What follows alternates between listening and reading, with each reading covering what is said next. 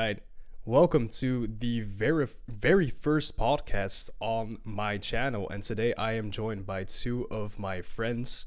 You guys want to introduce yourself? Let's start first with Aidan. All right, guys. My name is Aidan. I am now a natural classic physique competitor. Hell yeah. Um, and yeah, that's pretty much my only personality trait. Obviously. Calvin? Hey guys, my Obviously. name is Calvin. I'm not like Aidan. I just lift weights for fun. You just live Hey, that round was circles. me too. That was me too. You just live round circles. Fair enough. All right. Yeah. So today we're gonna get into a few topics. Obviously, we're gonna talk also about like natural competitions, right? Like Aidan participated in, and we're gonna get our opinion on a few more things. Also, of course, the drama about Julian and Hussein. We're gonna quickly touch on that because I know Aidan and I, of course, have different opinions when it comes to that. So it's gonna be fun to just Which hear I each think other is out. okay. It absolutely Yeah, is. everybody has their opinion on that, and some people are gonna hate on me for my opinion, but like we'll get to it. But like, Exactly. yeah. So we're gonna talk about the natural limit, of course, diets, training programming, all those fun things. So what do you want to start with, guys? Start with the Julian Let's thing. just get it Get out of the way right away. Okay, so We're jumping right in? Okay. we're jumping right into the freaking thing. Okay, so Aidan, quickly state your opinion on the topic. My opinion is, first of all, Julian looks insane. No one is denying that. Especially his biceps, right? That's his freaky strong point. You know, some people it's their quads, some people it's their abs. For him, it's his biceps, and you know his arms are almost the size of Larry Wheels. So that leads a lot of people to question whether he's natty or not. And there's 8 billion people in the world, give or take, right? I feel like eventually there's probably like 50 Julians that we don't even know about that don't have Instagram. So I think he could be a genetic outlier, and I have no proof to say that he's not. So Okay, that's I fair. have no proof that he's on steroids, right? Now that begs the question, like, why don't I believe Mike O'Hearn is natural, right? I think I think I don't know. I've been around enough people that like I can kind of see the signs. I can see like something in their skin. It sounds like just bro science, right? And I could be wrong, but whatever. Um, but to me, he just doesn't look unnatural. He just has like freakish individual body parts, and I don't know. Hussein to me just straight up looks natural. Like he doesn't surprise me. Yeah. Ooh, So you're not gonna I actually like realized this one. Calvin, I realized that before I had to, before I introduce the topic, maybe I give a bit of background information for the people that don't know it yet. I don't know how you would not know this yet, but so the whole drama is around like these two guys, right? That Aidan talked about, Julian and Hussein. They appeared on a recent video of Jeff Nippert as well, and of course they have their own social media following, and both these guys are impressive and they claim natural, right? And especially Julian is just like, he looks like an absolute freak, like crazy. So Calvin, what do you think? Julian's upper body, by Oh, the way, okay. his legs. Okay, I kind of wanna give my opinion after you, but I want to say something about like he's like 5'9" or something, right? Or 5'11". Yeah, He's 5'10", a 5'10". Okay. 5'10", right? I think. I don't know. He's so 5'10", jacked, he 200 looks pounds. like he's so jacked, he looks like a lot shorter than he actually is. You know what I mean? Yes. Like, he's my height, right? But I feel like Mhm. I think like I think his back like is crazy. Like it looks uh like there's like muscle like trying to escape his body like in his back. I think like It does look like that.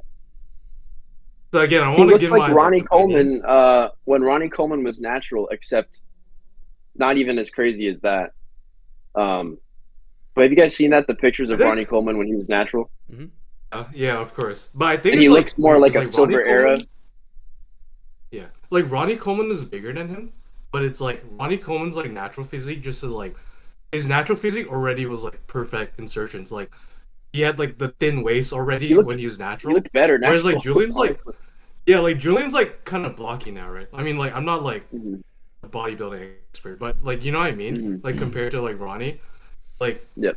I think like the thing like people are like weirded out, it's just like the Julian's like muscles like look like natural, right? Like whether or not he's like natural or not in terms of his like stomach or whatever.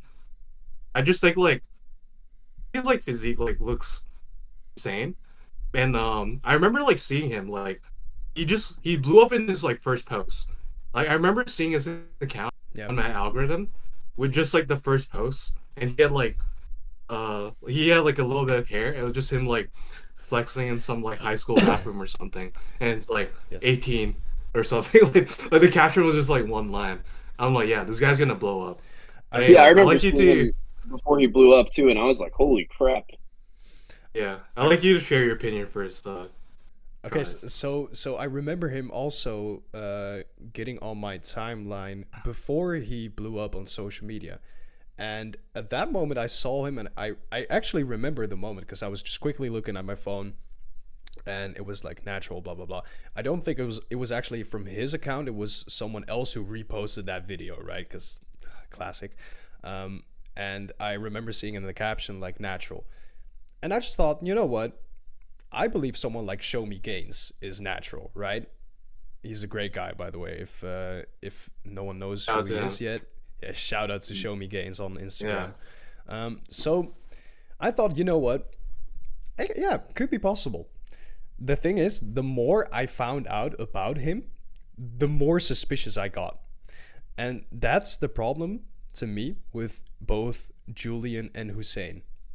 So first of all, what I think about Julian is his physique, yes, is naturally attainable, I think.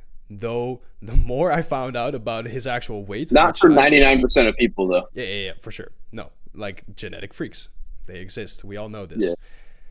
His weight, though, alongside with his leanness and just the freaky insertions, make him look crazy, right? But let's see. This kid is 19, right? He has an FFMI of 25, which most even silver era bodybuilders did not even hit, or almost hit. And then you can think, okay, he is an absolute genetic freak, which I fully believe, right? I do believe he's a genetic freak. But if you then look at his training, this kid knows nothing about training. Like, literally nothing. Have you guys both seen the Larry Wheels vid with him or not? I watched a little bit of it. Like, I wanted to talk about. I don't know. Like, I think that. Sorry, what were you saying? Like when I get to my part, I want to talk about that. But like, okay, I guess I'll talk about it now. Yeah. I'm thinking about this. I feel like him in the Larry Wheels video is like D1 rage bait. Like, I don't think he actually trades like that. I swear it's like, it just doesn't make sense. Like, how can he be doing like, there's no way like you're convinced me he's doing like 3 rep single arm extensions with. Is that what he was doing? I didn't even see that part. No, it's like tries to get me to watch a video for a month. I didn't have time. I was like, it can't be that bad. And then I watched it. I was like, okay, maybe this guy might not be daddy, because how is he training like this? Yeah, I thought as well. I didn't see that part. It had to be rage bait. I really did. But the more I found out, I swear it's rage bait, man. The thing is, like, he gives like form videos, and I feel like his form videos are like he's using like actual weight, like working weight, and it looks like normal lifting, like good form, right? So I was like, I'm looking at the Larry Wheels video, I'm like, what's happening? Like the stuff he's saying in the video is like doesn't even match up. In the video, the Larry Wheels video, he's like, yeah, I do like 8 to 12 reps or something, and then we get to see the 3 rep the 3 rep max on nothing too heavy. Huh. I think maybe he might have been like goofing around just to get people to talk even more. Because I think obviously all of these guys lean into this shit because, like Hussein, every single video he puts on his Instagram is about whether he's natty or not, and it's like, I don't know, man. Like I believe that he's natty. Even if he wasn't natty, I would kind of be like disappointed. I'd be like, damn, he looks natty, you know. But see, I think I was confusing what people were thinking. I was thinking that people thought that he looked so good that he couldn't be natty, and then I was seeing they're like, oh, it's the time frame, and like he started off like anorexic and all that or whatever. First of all, like he didn't gain like 60 pounds of muscle. Like if you go from anorexic to normal, that's just like that's like a health thing first, and then you know once you're like 160 at like your height or whatever, then you're gaining what would be considered in that like natural like year 2, year 3 kind of thing. And his checks out pretty normally. Like I was around that size when I was like 19. I started out super skinny and underfed at like 16. And if I would have done a cut and I would have known what I was doing, I would have been pretty similar to that. So I personally don't see that and go, oh wow, that's attainable in 3 years. But I don't know. Yeah, he does have a little bit of gyno though, like, so like that's a little weird. I will say it's crazy, like he gained all that muscle and like got leaner. Like that's okay. Like my opinion, dude. That's the like, thing though. Like, go ahead. I had a guy DMing me about that on Instagram recently because I mean I've gained visually and like scale wise like 5 pounds of lean mass in the past like 6 months, which sounds either wrong or like not natural. But I'll tell you, I'm natural. I take like herbal supplements and shit, but no steroids, obviously. And I think it was like 179 to 179, 6 month span, and the body fat percentage change was like probably 3 or 4% at the same weight. No, like I went down in body fat. We've been seeing your progress. Like I remember when like your before pic right now, like you posted that like 10 months ago, which was like an improvement from a year before. Like I'm like, it's like so cool to see like your progression. Yeah, like, and I feel like I don't know, people would be like, oh, you're 12 years in, like how's that possible? And it's like, do you think I've just been perfect the whole 12 years? Like I mean, for sure. I would say I only have like 5 or 6 years of good training in my belt. Like there was a time in the middle there where I made like no gains, and it's not because I wasn't trying. It's because I was just like ramming my head into the wall, doing shit that didn't work. And that's actually where I quickly want to jump in to connect it back to the topic, right, of Julian and Hussein. Because, okay, if we look at, for example, Julian, if we just base it off the Larry Wheels vid, we probably know that he doesn't know how to train, or at least he just is literally 10 sets of goofing around. That's what he does, like legitimately. And the thing is, what I look at, right, for whether I believe someone is natty or not is one, character. So what kind of person is that person like? And Julian, for example, says that he already wants to do an Olympia. If I hear that, I'm already like, So that's already a bit sus. That's number one I look at. Number two, and probably the most important thing to me, is training methods. How did you get there? What do you know about progressive overload? What do you know also about dieting, stuff like that? What is your actual knowledge? Because if you meet someone that has an impressive physique and they did it naturally, they pretty much always know exactly how they achieved that. And they can tell you literally year by year, like, oh, this is what I changed in it. This is what worked for me. That doesn't mean that it is going to work for everyone, because everyone is different.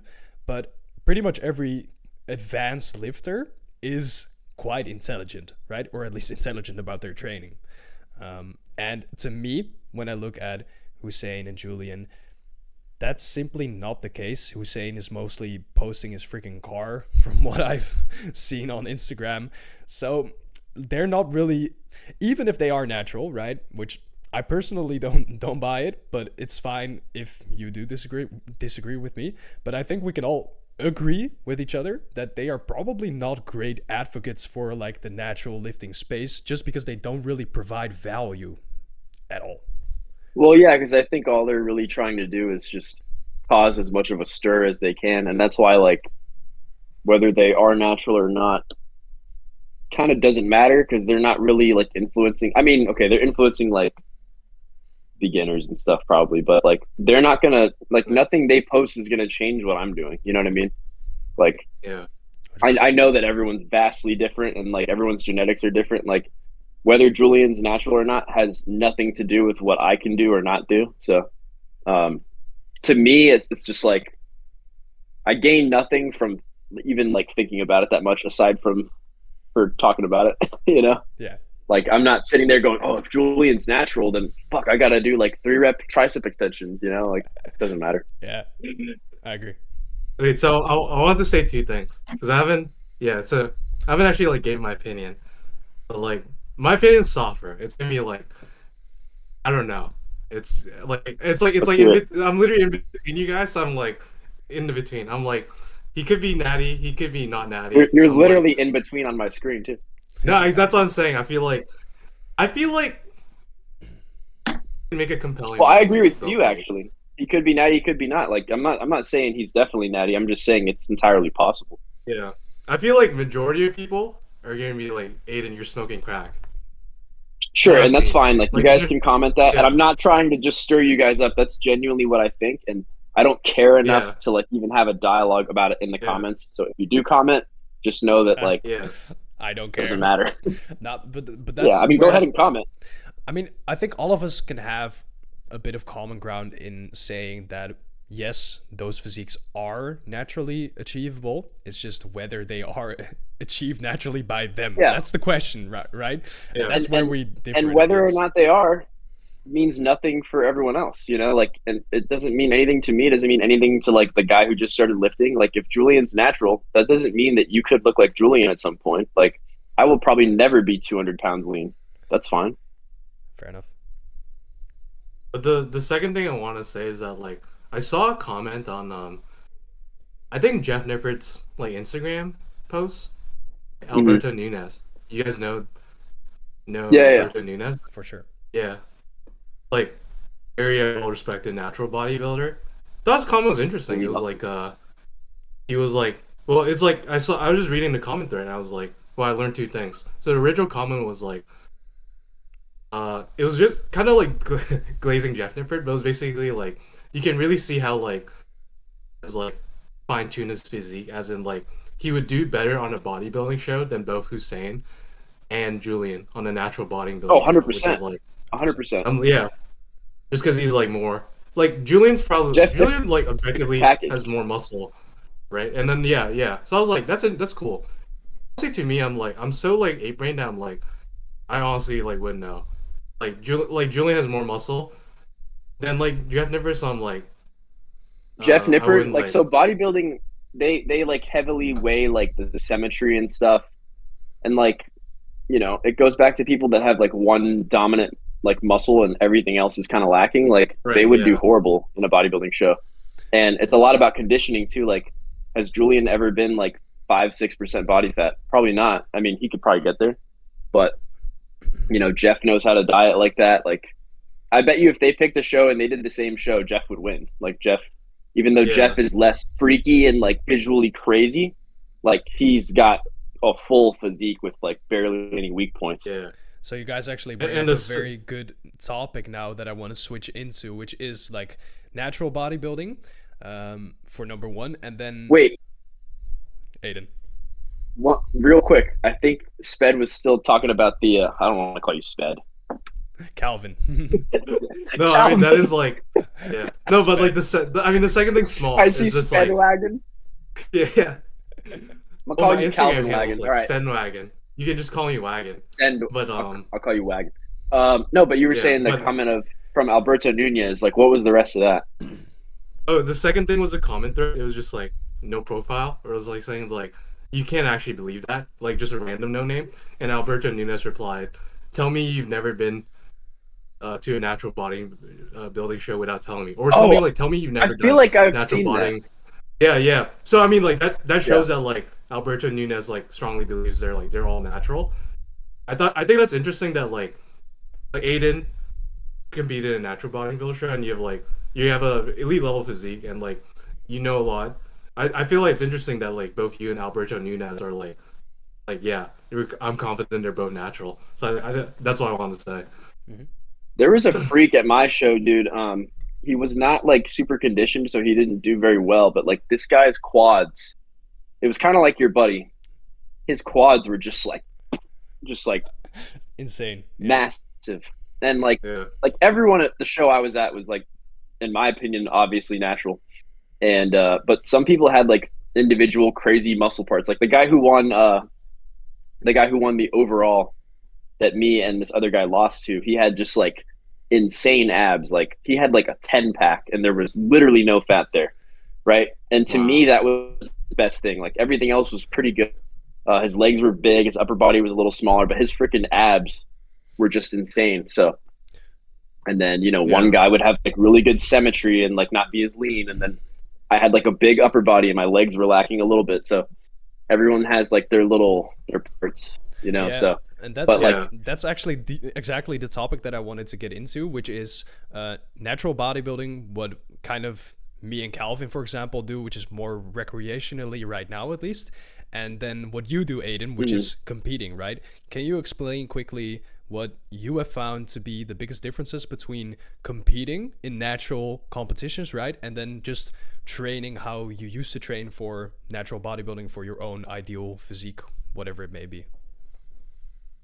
So for me, that involved pretty much like attacking all the weak points that I had instead of kind of like brushing them under the rug and just having fun. Like sometimes I freaking hate doing legs. Like it's just so uncomfortable and just don't like it. But sometimes I love it. But I've done 2 shows now.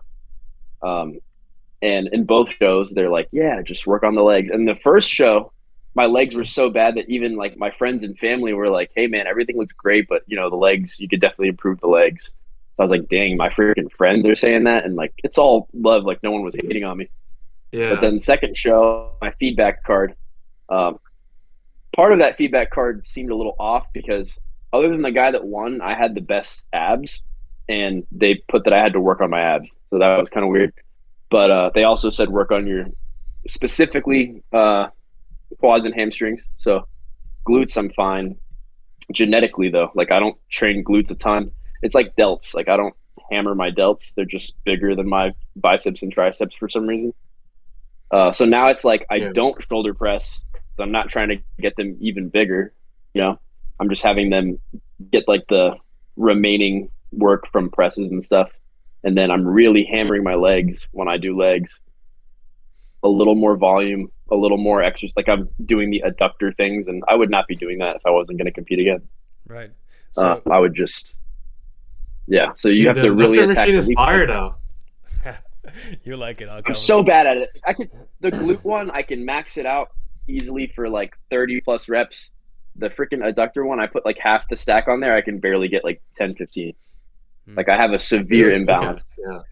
Yeah. I had an injury a while back that I think caused that. So right, yeah.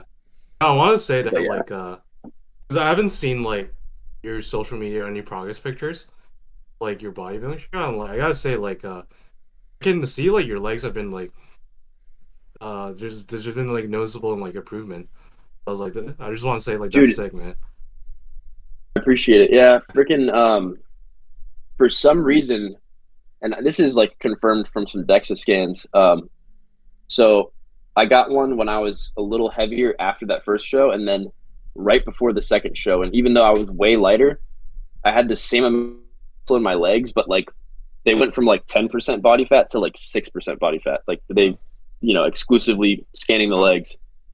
And you know, people would say like, oh, that's in the DEXA scan margin of error. But like I've had pictures and I had calipers as well. And like you could pinch maybe like 3 or 4 millimeters on the quads at that. And the veins were just always out. It was like paper thin. And I was like, well, I didn't really like change my diet. I just trained my legs harder. So I found that to be a little weird.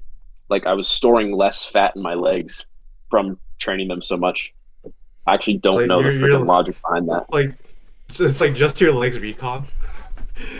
Yeah, no, seriously, because I was severely undertraining them, so I think like just I honestly don't know. My arms actually gained fat, like according to the DEXA, right? And I was like looking at pictures and stuff, and I was like, yeah, my arms don't really look like they got leaner, but my legs look way leaner, and that was just Yeah. really weird. I think it's like just like it's a little bit of a struggle just because like you're suffering from like a little bit of like patellar like tendonitis, is it? Is that right? Yeah, so I have some tendon. I mean, I get tendonitis all the time if I just train a little too much. Yeah. So I get like elbow tendonitis, like back here. I have like tendonitis on like my hips near the top of my quad. That's been flaring up a little bit, so I've just been trying to deload a tiny bit, take a few extra rest days. But dude, through that whole prep, when I literally had my calories probably 1,000 to 1,500 lower than they are now, Right. I never had tendonitis like the whole time. Like from January to July, I'd never had any issues. And then as soon as I got back into like my, kind of aggressive bulk, Yeah. all my tendons are flaring up.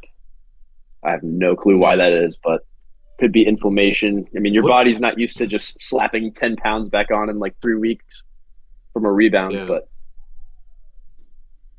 what split have you been running, like preparing for your show and like training during bulk Wait, or shit. whatever? split, I just do push pull legs, and I Right. train most exercises just 2 sets, like one warm up set, Yeah. maybe two warm up sets depending. If it's really heavy, I'll do like 3 or 4 warm up sets. Like leg press, I'll Yeah. do like 3 or 4 warm up sets. But then yeah, just either one top set and a back down set, or just like 2 working Yeah. sets with the same heavy weight, and then just trying to beat the books. Nothing super complicated. Dude, TikTok says that's not optimal though. You're supposed to be eating full body, like one set 3 times a week. Yeah, I just can't do that shit. I don't know if you like. I don't know. If, like, I might try we can that one talk day about- though. Yeah. I I don't know though. You've been keeping up with like, it's like a whole TikTok like fitness movement, and I've seen the interesting, programs. It's like 1x8 leg extension, 1x8 hamstring curl, and then the program like takes up the whole fucking Yeah, vertical. it's the all one phone. set. Dude, And then dude, it's like 1x8 every is other day. generous. okay, so 1x8 is generous. Now I I'm wanna- seeing like 1x6. 1x 3 to 5. Yeah. I want to jump on this Oh, one because God. I just uploaded today a video about Yeah. why you should train full body. And obviously, I don't agree with the people on TikTok doing one by Yeah. right? I have one exercise that I do one set for, which is a wrist curl. And that is simply because, well, I am still progressing on it, and because I'm using the forearms already on other exercises, and because I don't care that much about forearms. To me, that's the only reason that you should do only one set per exercise, or you're quite advanced already and you're doing like RDLs with heavy ass weight, right? Then I can kind of get it. To me, a good full body program, how it should be organized, is that you start with the movements and the muscles that you want to prioritize, right? That's the most important part. You can do about 2 to 3 sets. I think 4 sets can be possible, but then most of the time I would just prefer doing another exercise, hitting it from a slightly different angle, the muscle, right? Yeah. But for beginners, I think 4 sets can work. That's, to me, right? I think on the one hand, I can be a bit hypocritical sometimes, because how I used to do squats is I did like 4 or 5 sets of squats, and like that blew up my legs. So Same. that works as well, right? Oh, we lost Calvin. Oh, he's back. Okay. So I was like, dang, he looks really still, just like Yeah. concentrating. I'm just like, He I should just freeze on this. says- yeah. Okay, but yeah, so full body, to me, it's an amazing split. I today did a session, right, of full body. I'm not in the gym super long. I only have to go 3 times a week, because no, I'm not doing full body every other day. To me, that's just kind of, I don't know, can work for advanced lifters, I guess, but I think it is the people on TikTok promoting that stuff. I don't agree with that. What do you guys think, though? So I want to Honestly, say, you want my hot take? Go. Actually, you go first. You go first.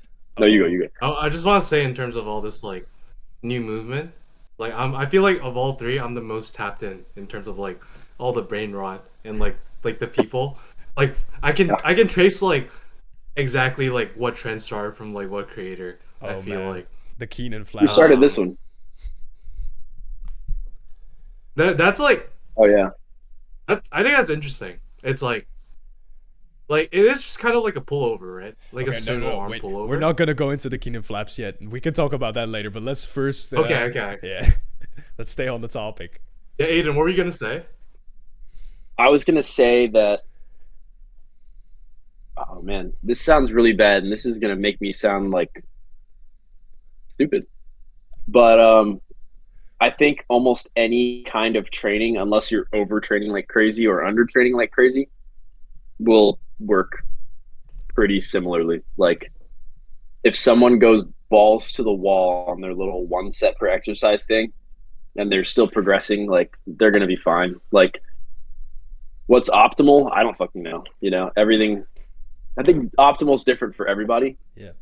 You know, the best my deadlift slash RDL ever got was when I was doing 1 heavy set a week, and I was just trying to PR like every week. Like I think I got to like a 500 for 6 RDL, and I was not on a program. I was not doing like a Johnny Candido powerlifting program. No hate to him, I love him, but it was just like I would come in, I'd get really fucking excited for my 1 set that I was allowing myself to do, warm up to that, you know, pretty much go to failure on a barbell RDL, which is kind of weird, but yeah, and then it would just go up, you know, 15 pounds every week with the bulk. And yeah, so I don't know.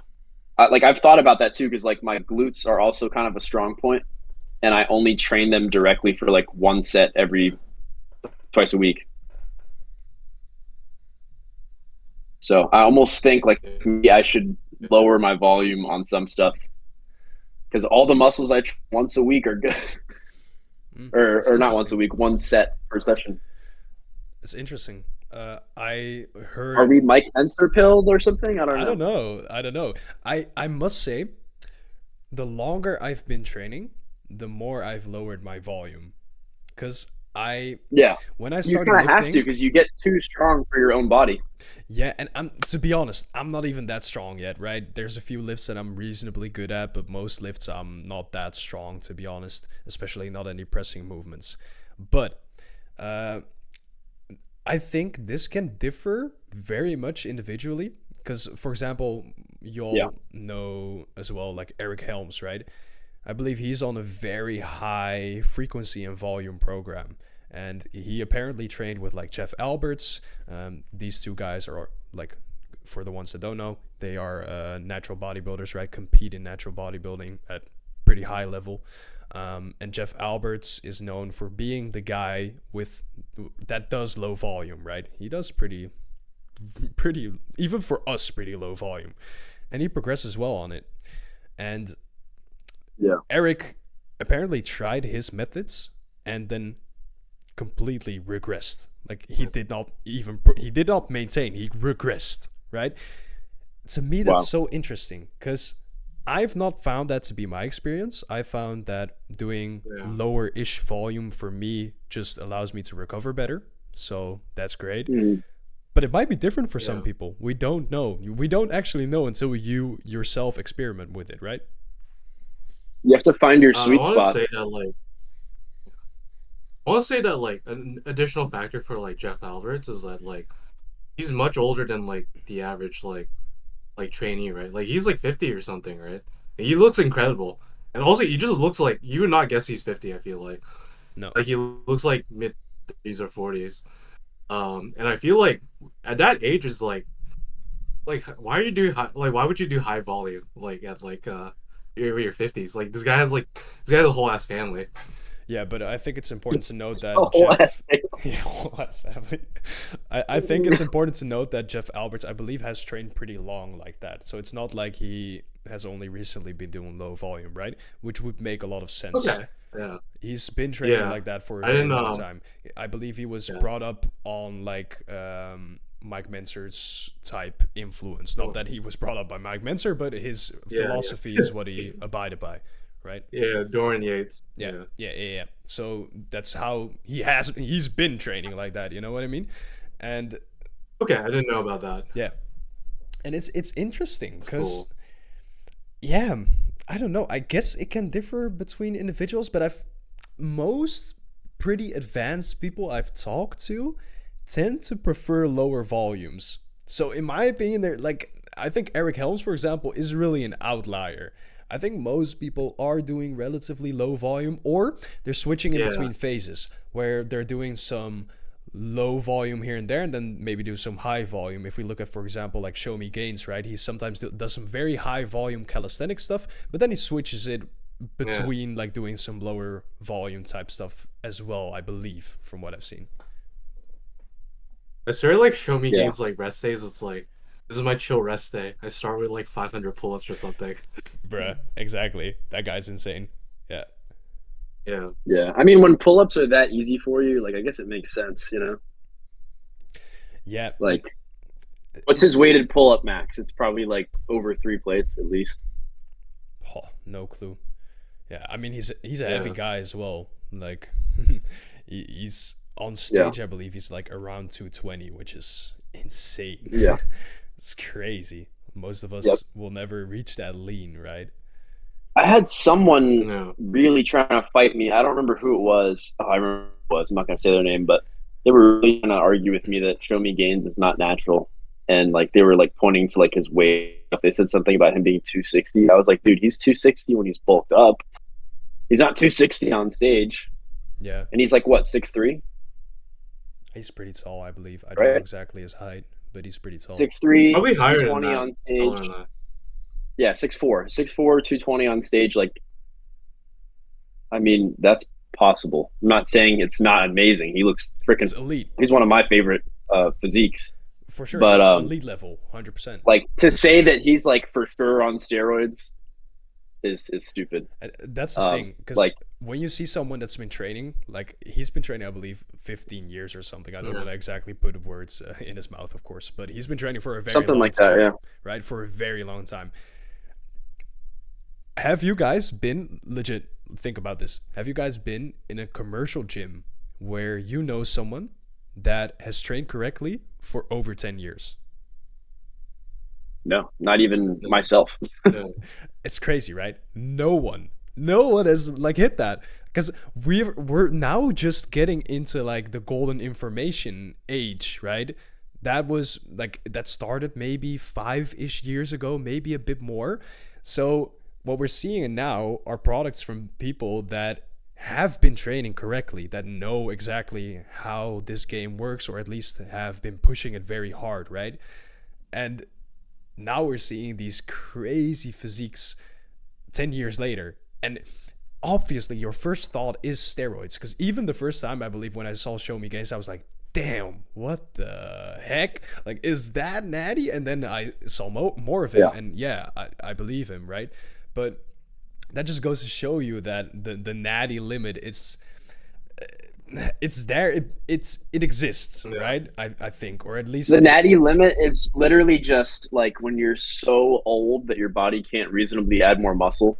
And also, like, there is no Natty limit. There's only like your own Natty limit. So like everyone's got their spot that they're going to slow down, but like, you know, it's all genetics. You know, some people can smoke packs of cigarettes a day and live to 90, right? So some people could probably still gain muscle in their 50s. 100%. But like, you know, there's like the average where it stops for some people, but there's absolutely no hard limit. I mean, and the only way to find out is to hit it, and like you have to put in perfect effort for decades to hit it. So I don't think many people ever hit that.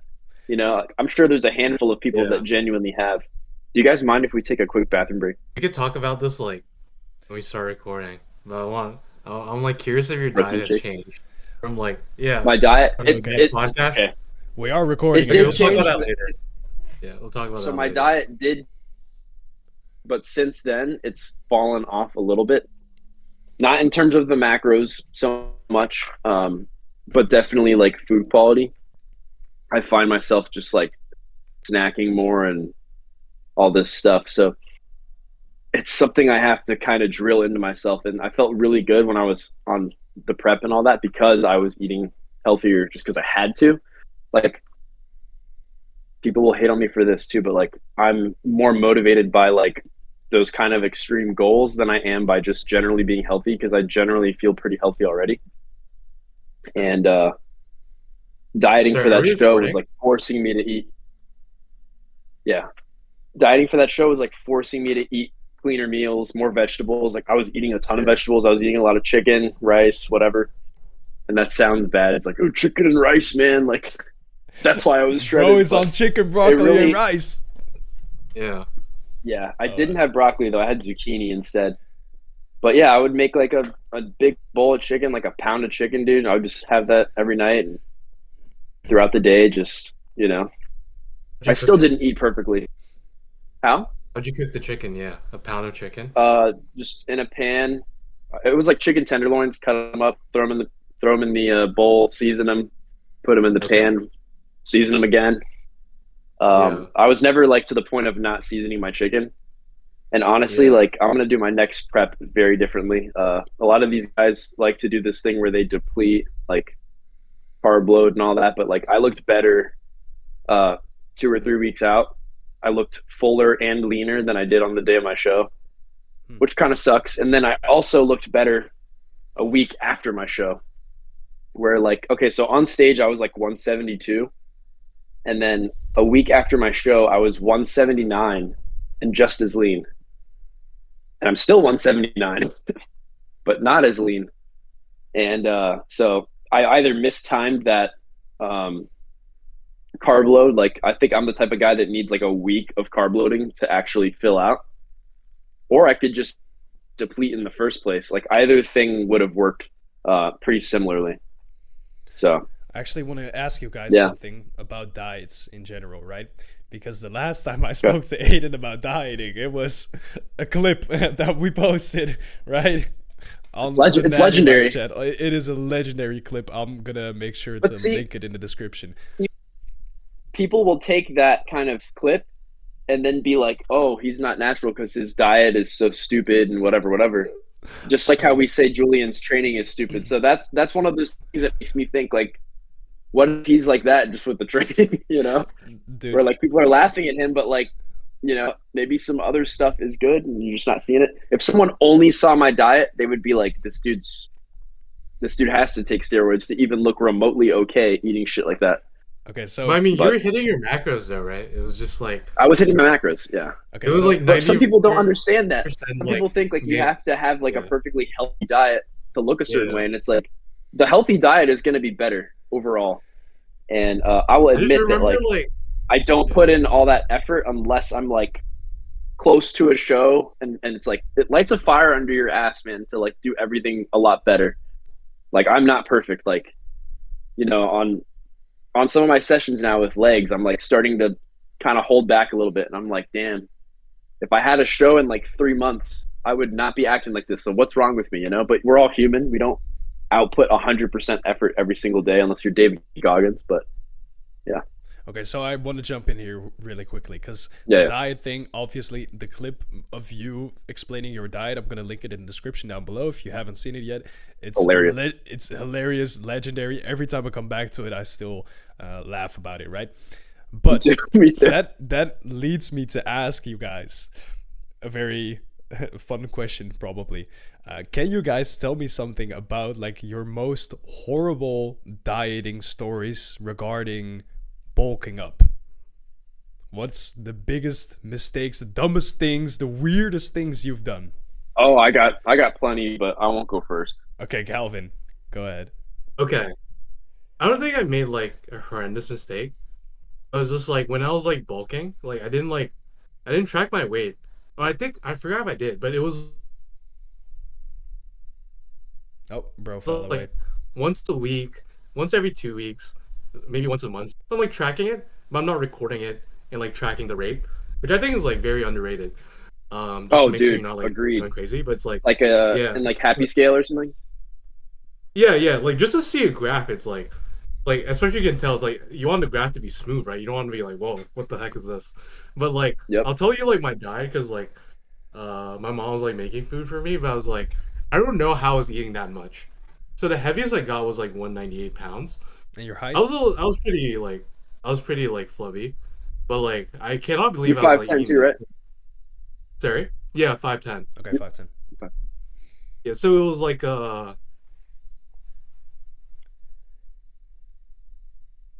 in the morning I would Probably eat, I lost. think either oatmeal or sorry. I will lost No, you you're for a you're second, good. You're back. but you're good. Okay, yeah. I would either eat like oatmeal or like toast with like and like 3 pieces of toast with like peanut butter and jelly, or like a big bowl of oatmeal. But, like this is a crazy part for lunch. So this was like a couple of years back when like avocados like weren't expensive. I would eat like 3 pieces of sourdough like toast, like just pretty thick, like nearly 1 inch, like half an avocado in each piece of toast or something like that, and like bacon bits and like eggs. I would eat like 4 or 5 eggs. It was generally like I think back on that, I was like, that's gross. Like it's like good food, but I'm like I did not need to be eating that much. And that's all in one Really? go? Like Yeah. in one meal? Yes, like Okay. lunch. Sometimes I'll like come back from the gym after school and be like, let's get a snack.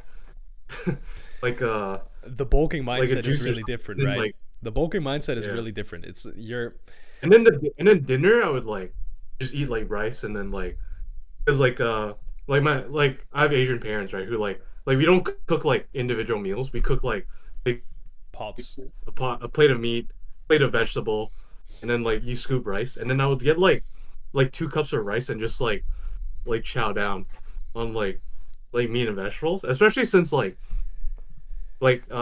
parents like don't like leftovers, so like sometimes I'm full but there's like a little bit left, but it's not enough to like store as leftovers. You know what I mean? It's like the Yeah. You like just gotta eat it. 50-50 where it's like it's not worth it to like store it as leftovers, but it's like I'm like stuffed to the like gills, so I'm like I'll just shovel it down. Damn. So I was like gaining like weight like very quickly, and I realized I was like, I don't think I did not like dirty pull both to like 200 plus pounds, because like there was a point where I was like I could not like gain more weight than 198 pounds. And honestly, like I'm glad for that, just because like there's no reason me for to be like a glutton like at that point, Yeah. right? But the interesting I noticed is that like I cut like a lot of weight like pretty quickly. I went to like the lowest was like 175 in like 2 or 3 months. I think like 10 weeks actually. Damn.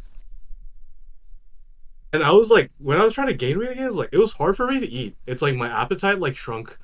Like that's why I'm looking back on it, like I don't know how I can eat that much. Aiden and I Yeah. both know exactly what you're talking about, I think. And I actually Yeah. quickly wanted to share my bulking story as well, which is only from a few months back. Because I'll just explain the whole thing.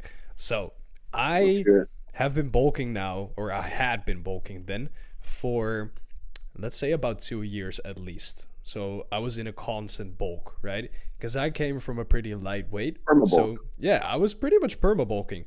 And of course, you have your periods where you're gaining faster and slower. But I'd say for about 2 years, I was in a pretty consistent caloric surplus.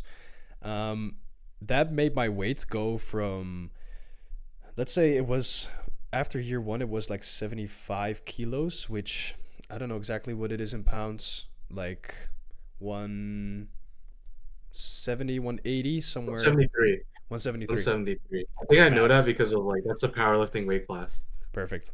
So like There you 173, go. right?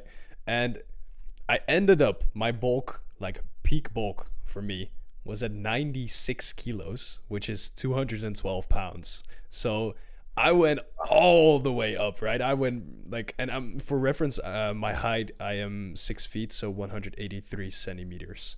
That's my stats. I gotta make a quick correction so I don't embarrass myself. 75 kilos is actually like 165 pounds.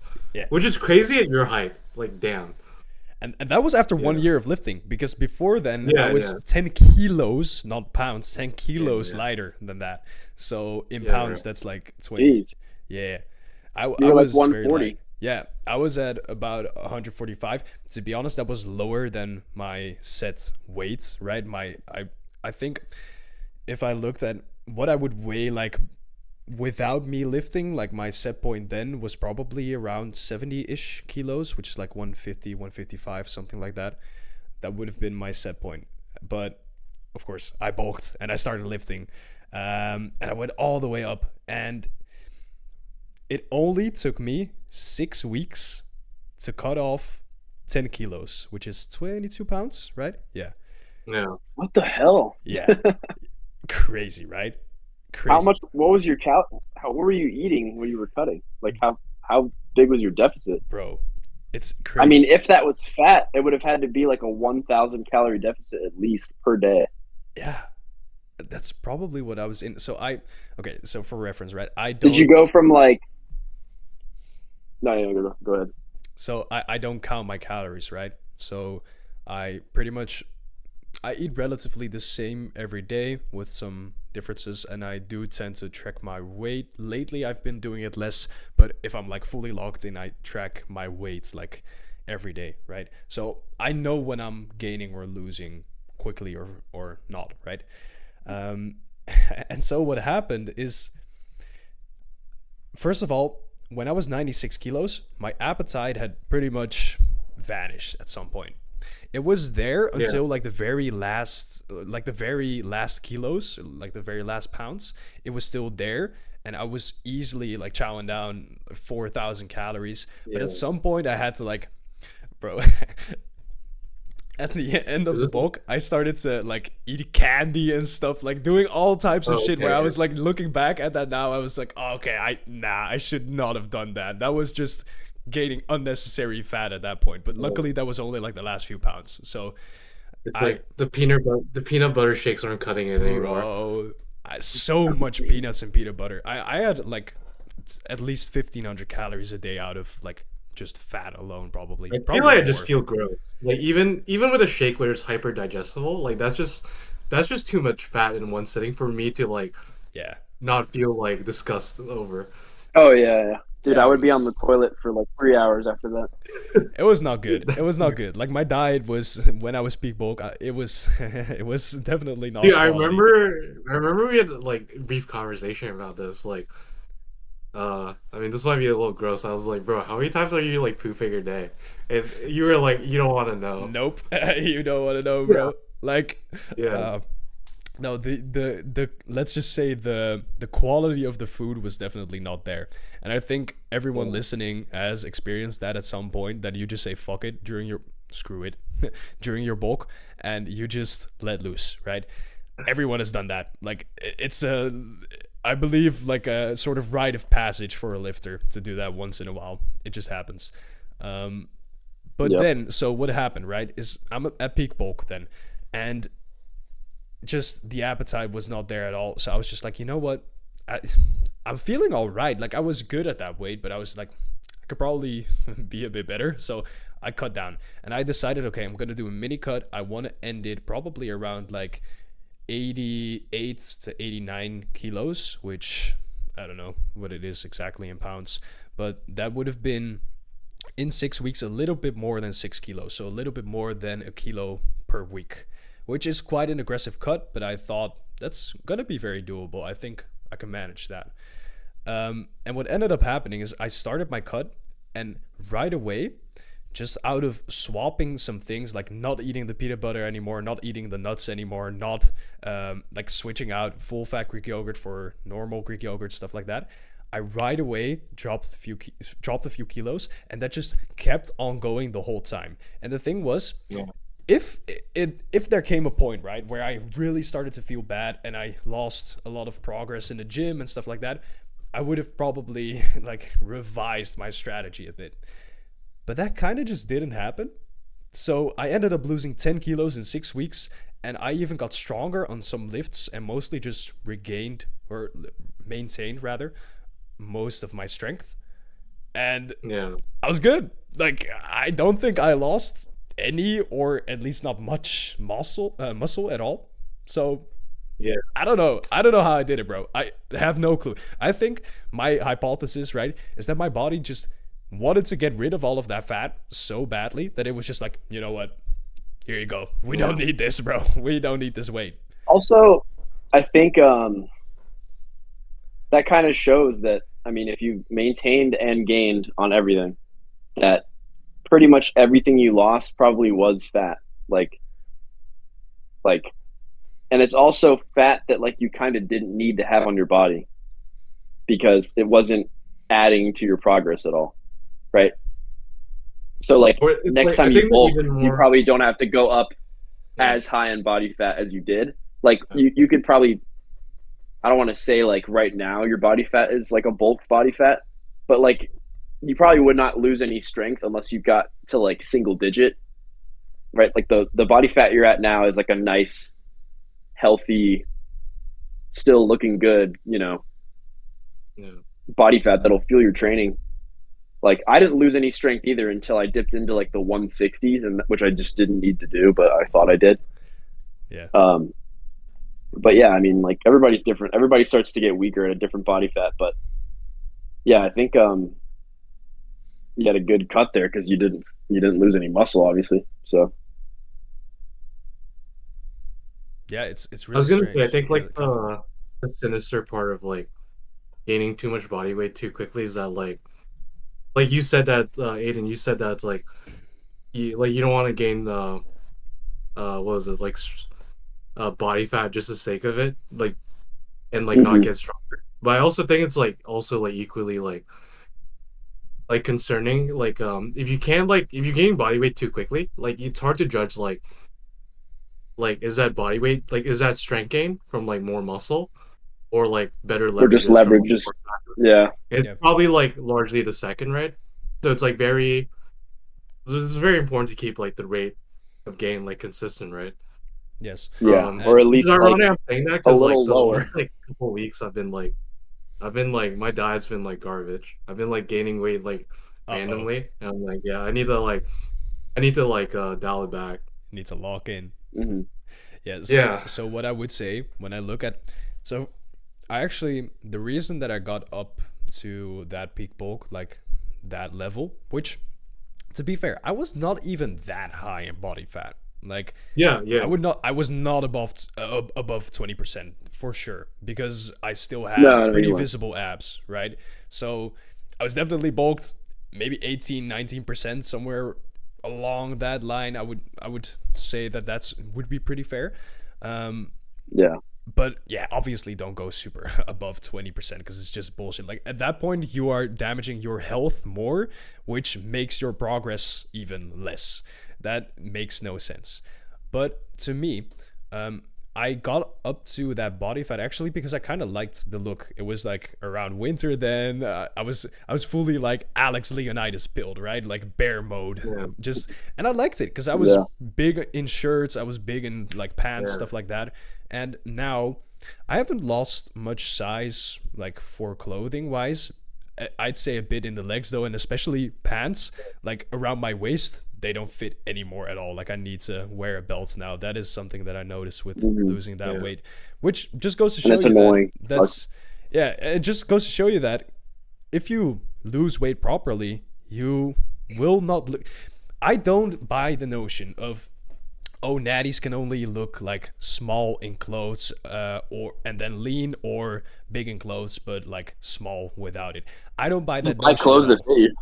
Yeah, I mean fair, but also I just don't buy it because there is this sweet spot, right, around, I'd say anywhere between 12 to 17%, 16%, where you both look good without a shirt and you look jacked in a shirt. Like I think you can do both. Yeah, I'd say the higher you go up in body fat, the more muscle you need to be able to pull it off. Like most people cannot pull off looking good shirtless at 19% body fat. Like that's not normal. Like that's like a you thing, and maybe not even a me thing because of where I hold my fat, which most of my fat starts to go to my midsection when I get higher in body fat. So like my arms will still be veiny and lean and big, but my abs will be like a lot blurrier, right? So that's No, very I actually think, dependent like, on the person. yeah, like I think like the tries like the way you store like fat at a higher body percentage, it's OP, bro. Like it doesn't go to the abs. Like So that's so crazy. actually, okay, I want to jump in there because what do you guys think, right? You might know I uploaded a video where I said like I trained my abs every day for a year, which I did. Yeah, I saw That is that. fully true. And it's not even, I didn't exaggerate. In fact, I actually played it down because it was for more than a year. I trained like that for a very long time, where I did like 2 sets of abs every single day. Sometimes I would miss a day, but then I would compensate by doing like 3 or 4 sets the next day, right? I went all in on ab training for a very long time. And the question then is, of course, is it genetics that I just store my fat in like certain places more? Or is it the ab training? Or is it both? What do you guys think? You know, I'm going to hope that it's the ab training, and I'm going to try that, because that did happen with my legs. So I'd be like a hypocrite to say that I can't make a difference there. Yeah. And I definitely don't train my abs as hard as I train my legs. So I'm going to try that out now that you said that. Hey, nice. What about you, Calvin? I don't really have a strong opinion. I think it helps, but I'll tell you what TikTok will say. TikTok will say that like your abs actually atrophy because you train them every day, man. Like if you train them like less frequently, maybe be even more defined at 20% body fat. So I'm probably not going to train them every day like Tris did. I think that is a little too much, but I think I'm going to add some sets, because I only do like 4 to 6 sets a week for abs. Yeah, and I want to be extremely clear, like disclaimer. I do not recommend that to anyone, training abs every single day. Yeah. I think it was also kind of stupid of me to do. I don't know. I don't really know why I did it. I just started doing it, and then I was like, fuck it, I'll just keep doing it. Why not? And I mean, to be fair, it worked. So it's just like, you know, I think the body can adapt to so much that you give it. That does not always mean that what you're doing is correct, right? Because I think I would have gotten the exact same like results on like 4 to 5 days of training abs. I think that would have been absolutely fine. But yeah, I think people, let's get into that next topic if you guys want as well. Overtraining. I think especially TikTok is a little too scared of that. What do you guys think?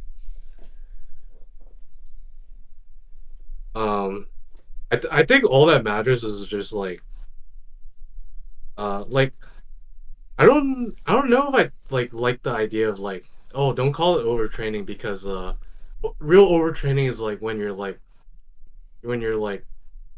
puking or something. It's like because like there's a real definition of overtraining, right? Which is like, yes, overreaching versus overtraining. You're not gonna do that lifting. Yeah.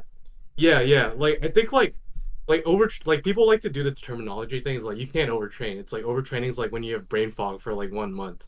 I'm like, I get that, but it's like the point is like, I would describe as like the idea of overtraining for like just a normal lifter, just like if you're just like not progressing, like you're training at a point, it's like volume's the reason why you're not progressing, or like you're hurting, and like I don't know, like you say overreaching wherever, it's like, okay, just cut it then. But it's like, I think it's like highly dependent. Like for me, I'm starting to like, I feel like doing a lot of like squatting movements, like more than like 3 sets in a workout, like hampers like the rest of the session, starts to like hamper the rest of the session for me. So right now I've been limiting it to like 2 sets of squat patterns on my lower days. I feel like that's quite like sustainable. Maybe I could just like toughen it up and just like just keep doing 3 sets and just like lock in for more, right? But I feel like just more sustainable. I'm like, some days I could do 3 sets, but like most days I like just want to do 2 sets of like a squatting movement, and then I'll make it up with like leg extensions and more, and just like do that sustainability route, right? Like some people like GVS are just like, I want to hammer, I want to like, I mean, he has a very high work capacity, right? He's like, I want to make sure I'm always at like the tip top work capacity, and like, I mean, like his gains like speak for himself, right? Even he has lowered his volume at some point because just simply also because of sustainability and because of that fact, like, hey, I'm still progressing on lower volume, so whatever. Yeah. But like, I mean, his lower volume is like still higher volume than me. But like, sorry, I'm like speaking a lot, but like, bro, you guys remember he was like, bro, like I love GVS, bro. Like I remember this when like he was like there was a comment that's like, there's no way you're doing this volume, and he just recorded like a video of him like doing 10 sets of leg press just to like spite that comment. I remember that. Like, that's so funny. For the people that don't know, GVS refers to Jeffrey Verity Schofield on YouTube and Instagram. big ass guy. Like he's a Yeah. great guy as I well. love him, man. Yeah, he's great. Absolutely. But he's known for training higher volume, right? And yeah, I think every lifter at some point just figures out what works for them, their lifestyle, and their body. I think those are like the three factors that everyone needs to take into account if you want to get to like that next level, you know? What about you, Aidan? Mhm.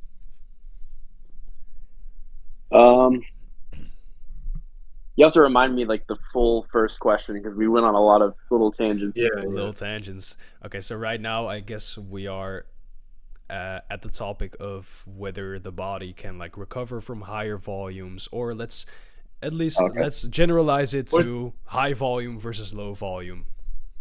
I think I it's think it's also something you have to play with. Yeah.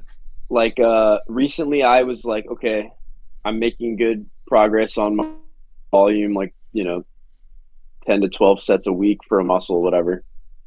And with my legs, I was like, all right, let me amp it up. Let me add a set here, add a set there, add one more exercise. And now it feels like too much. And now I'm not recovering. My strength is going down. So I think that leads me to be like, all right, that was too much.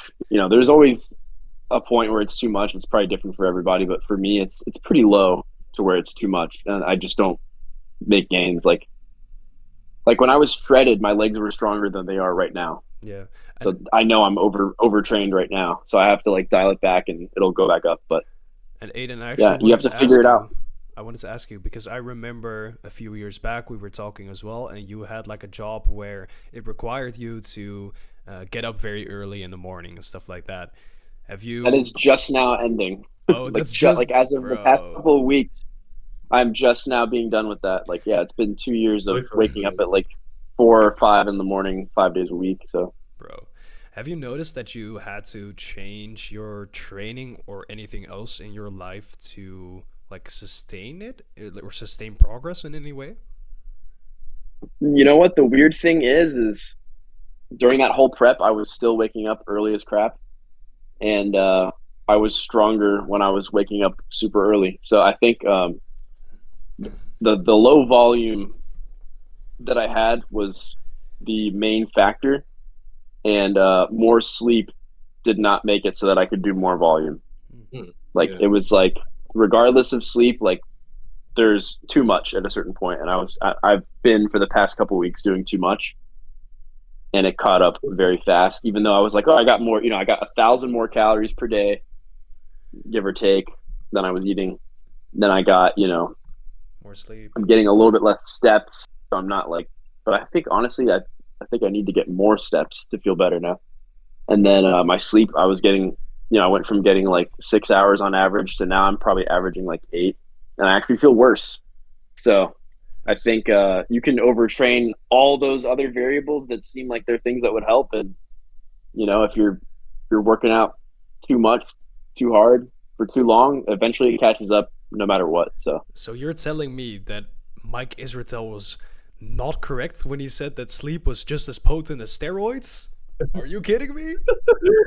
Yeah, no, like I looked my best when I was averaging 6 hours of sleep, and I was also a little bit stronger. So yeah, sleep is like great. It feels good to sleep as much as you need to, but it's not gonna like magically make you way stronger, especially like in an acute way. Like I would have amazing workouts after getting 4 hours of sleep, and I've had shitty workouts after getting 9 hours of sleep. So sleep in the short term, at least, does not do anything. And then all like the past 2 years, most people would say like that's where I've made like the most impressive progress in my life, aside from like noob gains. And that whole time frame, I was sleeping like 6.5 hours on average. Some days being 4, some days being 7. But the sleep obviously didn't hold me back. I was sleeping more, 4 or 5 years ago when my training was worse, and I was making less gains. So I don't put sleep on a pedestal. And honestly, it's a stressful thing to like get home from like an evening shift. It's like 8 p.m. and you're like, wow, I have to fall asleep within an hour or else I'm not going to get 8 hours. I just like threw that out the window. I was like, all right, if I don't get 8 hours, like I'm not going to let that fucking dictate how I feel. And I've seen videos where people are like, oh, if you sleep under 5 hours, just don't go to the gym. It's not going to be productive. It's like, well, then I wouldn't have gone to the gym like multiple times a week when I should have. So it's all bullshit. It's like, just do what you can with the cards you're dealt, you know? Like, if I wasn't going to complain that I wasn't sleeping, like, oh, I didn't sleep, so I shouldn't go to the gym. Like, that's just a cop out. Like, you should still go to the gym. When I talk and to then people do your about best to get sleep, but when I talk to people about this, they often say, and regarding diet as well, that it's like, oh, it's 80% diet and sleep and recovery and 20% training. And I always have to correct them, like, for what? For muscle growth specifically. For muscle growth, it's definitely not. For getting lean, I hate these lean, diet is like 100%. Yeah. What's that, Calvin? The numbers are stupid. Oh, he's gone for these are some like alpha male like so it's like this hits like 2/3 of your tricep, and like this hits like 100%. Yeah. Yeah. But the thing is, these statistics are very well known, and they are in, like, let's say the normies people's brains, right? Like, this is kind of common, like, rhetoric, at least in the fitness space, right? Where I would say that it's not just 20% training. The training is extremely important. Like, without the training, we all would not be at the level. No muscle. Exactly. We would not be I at would the level say that we are. 80% training, if anything. Yes, I agree. And then, of course, if you have someone on a great diet and they're sleeping really well, and then they're not training, they're not going to have 80% of a good physique. They're going to have like 10% of a good physique. Agreed.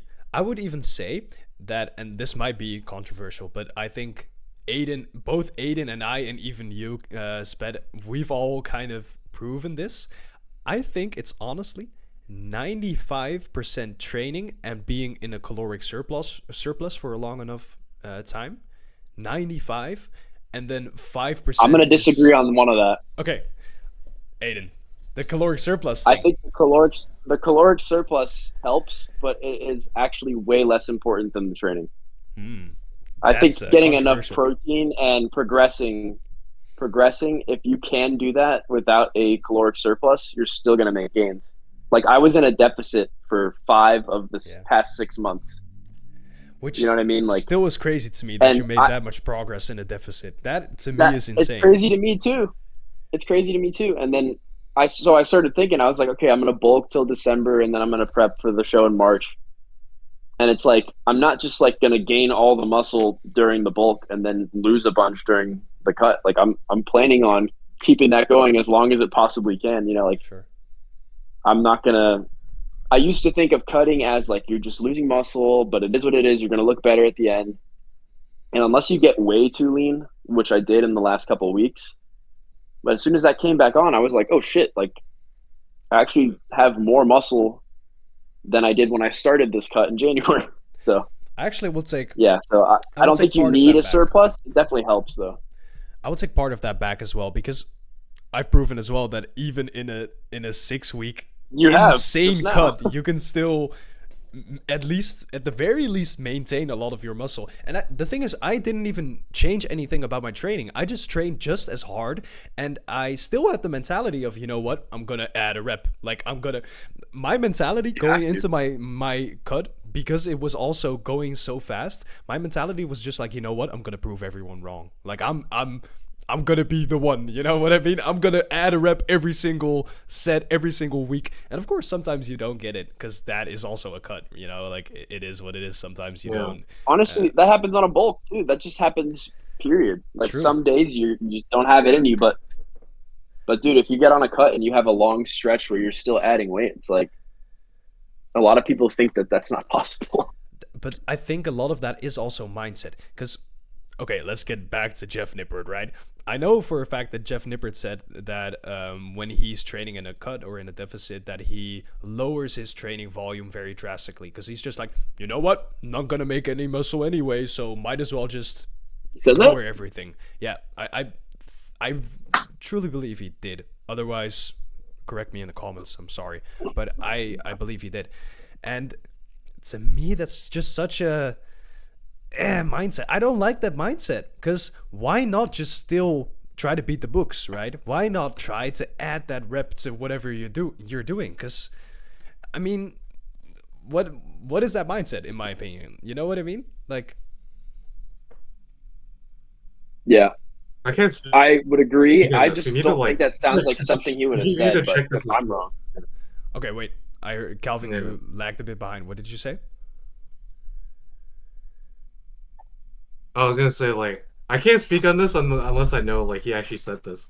I'm Okay. like, Let's I feel, yeah, that's quite odd. I feel like it makes sense. Like, you should not. I feel like you shouldn't be cutting more than half the volume.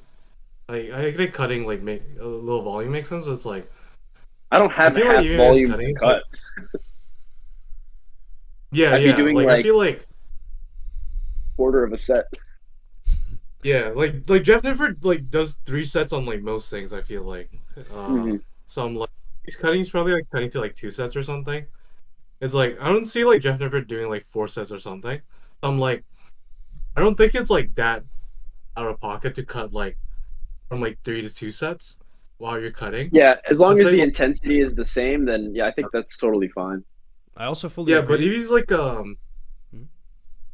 yeah, So I also like, I fully don't think he's agree like cutting exercises out. No. And I agree with the part where, okay, it does make sense to go a little bit lower volume if it means that it might lead you to recover more. But then again, in my opinion, right, if you have to cut your volume during a cut, at least if you have to cut it drastically, that probably means that you didn't recover well either way, even in your bulk. Because you should always be able to recover at least well enough for your sessions, right? You shouldn't feel like absolute crap like after your sessions that much, right? Even in a bulk. Because I heard this as well. I don't remember. I watched like a podcast and someone said, I think it was also GVS. He said, if the cut allows you to, or it shows you how you were training during your bulk, because it might, like during your bulk, the excess of calories might hide certain things that were lacking in your program, and I truly believe that as well. Yeah, Makes sense, yeah. yeah, I agree. That makes sense. I do think it's like, yeah, like I wouldn't change my program that much if I was like trying to cut weight. And just like you also lose out on consistency too. Exactly. Yeah, like right now, I don't. This is making me want to go lift. Let's go. Yeah, no, I'm gonna hit upper right after this. But it's like I might have to as I well. don't think I'm training on my. Yeah, I don't think I'm like every day. Like I could train like a little more, like maybe exercise more, maybe 2 or 3 sets more. But I just keep everything the same because like some days like. Just because, like, I mean, like, right now I'm, like, starting work. It's, like, there's more, like, fluctuations in, like, day-to-day. I want to keep everything, like, sustainable. Because, like, longevity is the goal, right? So, I'm, like, some days I'm, like, I could probably do 1 more set. But I'm, like, I don't need to. It's just that, like, you just need to, like, watch, like, these 2 or 3 sets. If you had 2 amazing sure that, sets, then, yeah, the 3rd set is, like, how much more is that really doing, you know? Exactly. Right, yeah, yeah. And I asked this, or I got asked this on a recent like TikTok that I made. By the way, I do not like TikTok, but it allows me to put it in a certain what's it called, like a certain format, which is great. So I'm using it either way. The guy asked, what it is. It is what it is. You got to play the game sometimes. And you can't beat them, join them. Exactly. And he asked me in the comments like, hey, what do you do, like 2 or 3 sets, bro? Like, should I I've been doing 2 sets for every exercise now, and I've been thinking of switching to 3 sets and then going to failure, right? I presume he was already training to failure before that as well.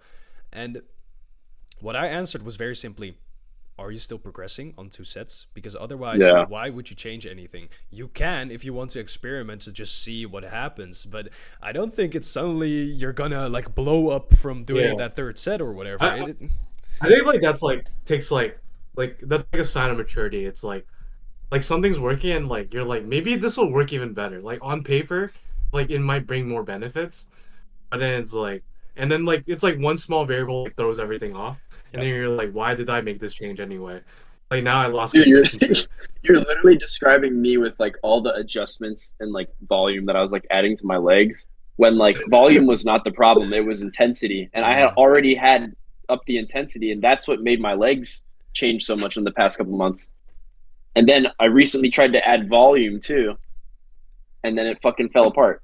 You know, it's like you have to kind of like when you find something that works and clearly shit was working, right? Yeah. I haven't changed anything from the bulk to the or from the cut to the bulk other than adding more volume because I thought, oh, I'm bulking, I could add more volume now.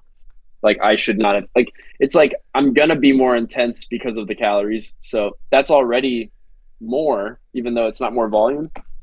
Yeah. So adding more volume on top of the more intensity that I can now bring is futile. That's an interesting point with calories. Yeah. Like how I think about this is like to like make sure I don't like change something. It's like if I change something, like I think the increase of me like having to take another day off or like a deload, like 3 days off, like if that happens, it's like that wasn't worth the extra marginal benefit in the first place. So just stay consistent. Right. It just and it's annoying. I hate deloading and I hate not being able to train 100%. Like I actually don't know how to hold back. Like I know how to, you know, go in and do like bitch weights and like do like half of what I normally do. But to go in and like purposely do like 80% effort, like I can't do that. It just doesn't make sense in my brain. It's like once I'm close to the end of the set, I'm like, what's the point? I already fucking I fatigued myself by getting to 80% of what I could do. I might as well go to 100 and like actually see some benefit. So, but maybe I'm immature. I don't know. No, I fully agree with that. And the way that I do it, I don't necessarily ever really need deloads. The only time when I need something like that is just if I have like something nagging, like a nagging pain where I'm like, okay, I think I need to quickly change something, right? So recently I had something on the the left side of my lower back that was just kind of annoying, and it was like 1 to 2 weeks it was just a bit meh. Literally all I did was just swap out my barbell row for a chest supported row, and then instead of doing RDLs with like 3 plates, I did it with 2 plates for like 20 reps or something. And that's like I did that for like 2 weeks or like 1.5 weeks, and it was gone. And to me, that just makes sense, right? It's not really a deload in a sense, but you are deloading because you're doing something that you're sparing that muscle in a sense, right? As soon as you call it a deload, like if you're someone who really, really likes training hard, as soon as you call it a deload, you're just gonna get depressed. Yep, I agree. And so you have to like make those adjustments on the fly, and a lot of times just a singular muscle needs a deload, or like certain muscles. Like my glutes have never needed a deload, but my quads get cranky, you know? Yeah. So it's like I could still like I'll go to the gym and do legs, and I'll be like, damn, my glutes are just as strong as they always are, and then my quads are way weaker. So it's like your whole CNS isn't fried or something. It's just like you've overtrained that muscle. And that's where it actually gets interesting. Like with your back. That's where it gets interesting, and I want to ask Calvin about it, because you have a lot more powerlifting experience, right? How do you look at like deloads? Have you done them before? How have they worked for you? Well, it's like usually the weak one's like the lightest and like the most like the lowest RPE, right? Yeah. Like that was like kind of like the baked in deload, but you still push hard on like the hypertrophy movements. So I feel like that makes sense, like from a strength perspective, where like the deload is just you starting with like less weight, because like strength doesn't require like maximal effort. It's more like coordination as well. So I felt like for the main movements is like, dude, after you get like I'm not like super strong in like powerlifting. I'm like just like okay, a little better than like the normie. It's like pushing power lifts like hard is like it's not fun like after like a little bit. Like you like at the end of the day it's just like you just want to pack up that you almost need a mental deload. Yes, exactly, right. Also it's just like I think like the run reason like I want to get back into powerlifting. The run reason I'm taking a break is just like, dude, the sessions take so long. Like I'm like I don't want to be wrestling like forever. Fair. I want to be like, I want to be like doing something like productive most of the session, not like sitting around, right? Like the strongest people, Yeah. like strongest people have like long ass sessions, right? They're Yeah. like saying for a while. It's like deny the results, right? It's like resting short is like not gonna help too much. But some people are like really like resting for a godly amount of time, And that's and where maybe they need it, maybe they don't. Rest. that's where we have to make a big difference between Yeah, training for like strength for powerlifting, right, and training for muscular gains. If we look, for example, if we were to go by like Dr. Mike's recommendation for gaining muscle, he has like a whole system where he does like a certain amount of weeks and then a deload, right? To me, I found that most people that have very advanced Can't do that physiques shit. don't do that because I don't think for muscle growth it's really that necessary. I think for performance, right, for powerlifting, for example, Yeah. definitely 100% because that's a sport that you want to perform in. But for muscular adaptations, most often the body knows when to push back a little bit, and it will. And you just have to accept those signs and know, oh, okay, I have to go a bit lighter on this and this movement or whatever. But then you're good. Like, I don't think. Yeah, I agree. Yeah. And dude, like putting an actual look, okay, so the whole past 6 months, I maybe had like 1 week where like I had to pull back, right? If I was arbitrarily pulling back for 1 week every month, like I would have missed so many amazing workouts. And I'm not talking like, oh, I don't even know how to explain it, dude, but like there were times where like I knew that if I was randomly deloading right now, that would be less gains because it was like cloud nine type workouts were just I felt like fucking incredible. Pressing the And 120s. yeah, I mean, dude, even at the end of my first cut before the first show I did, like I was literally 2 days out and I did the 115s for like 10 on the little On an baby incline, incline. right? Yeah. Crazy. Yeah. So Yeah. from then to now, there hasn't been that much progress, but it's only been like 2 months. And also I'm fatigued as fuck. So, but I don't know. That really went to show me. I was like, man, I'm like probably for the first show I wasn't quite as lean, so maybe like a percentage higher. But dude, like, I don't know. Yeah. You don't need as much deloading and holding back as people make it out to be. Like if you need a deload every month, like, I mean, for bodybuilding at least, Yeah.